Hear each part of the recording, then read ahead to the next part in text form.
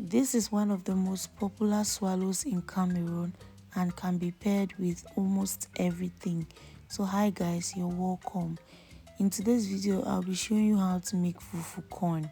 Now, it is either white corn or red corn which is used. After grinding your corn, you're going to sift your corn so as to set aside the kinde. After sifting your corn, what is left in the sieve is called kinde. Most times when people go to grind corn, they are always encouraged to crack it, so at least they'll have kinde to sift. Most times as well, people love red corn as opposed to white corn. After extracting our kinde, we are going to wash it by adding water and passing through a sieve. You'll do that repeatedly until it looks as clean as this. Now proceed to add more water and mix your kinde. In some cases, people add corn flour to their kinde. Not too much, just a handful, and mix. While you are doing that, your water is boiling. Once it must have boiled properly, reduce and keep in a flask. There is no day that you can make fufu corn without extra boiled water reserved. Once that is done, you're going to add your kinde to the leftover water in the pot. Give it a good mix and let it cook.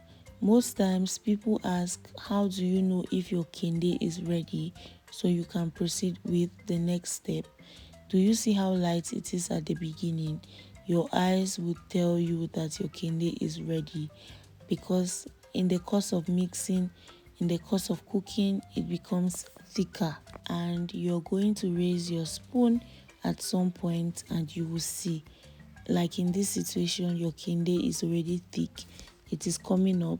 Look at it, and that is how you know.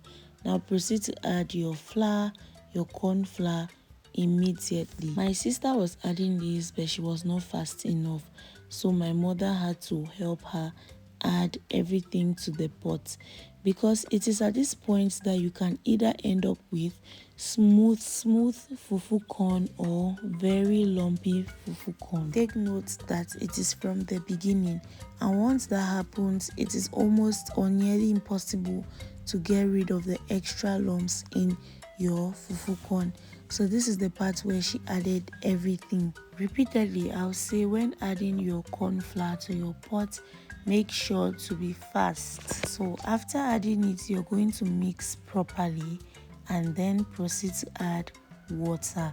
Do you see where the hot or boiling water comes in? At different intervals. Make sure to add little by little as well. So as you mix, you add. That depends on the consistency you want as well. Fufu corn is one of the most eaten swallows in Cameroon. Mixing again with some water, and this is so that we can finally cover the pot and let this fufu corn continue to cook. But make sure that every part of this corn is properly immersed in water. So this is just what you're going to be doing. Most people in the northwest region of Cameroon consume fufu corn. As a matter of fact, in some traditions in the northwest region of Cameroon, the groom must eat fufu corn. However, that is actually prepared differently, and the quantity served to him is somewhat this entire pot, and he is expected to finish that entire quantity. Fufu corn is not just a meal in Cameroon, it is a symbol of tradition as well, as it is one of the main dishes during a marriage event in a northwesterner's home. Here in Cameroon, if you go to marry a bride and she's from the northwest, rest assured there will be some meals on board. You have corn fufu or fufu corn. You equally have achu. This explains why most of these meals are called traditional dishes, and I'll soon be starting a series on that. This process is the process of cooking your fufu corn. So this turning process is actually you cooking your fufu corn. Once you have mixed properly and it is very smooth, you're going to clean, add some water into the pot, and then let your fufu corn cook. Now, do you see how smooth the fufu corn looks? Exactly. this is how smooth yours should be as well. Now you're going to open some holes so the water goes underneath and cooks it properly. This fufu corn will cook for 30 minutes. Thereafter, you're going to open your pot, grab your wooden stick or fufu corn stick and give this a very good mix. This is so that all the sides are mixed properly. Now we are not going to cook this again after this. We are just going to proceed to tie our fufu corn. We will be tying in plastics. You can use plantain leaves to tie your fufu corn. We equally have some molding bowls that we serve them in without necessarily adding them to plastics, so that can serve you as well.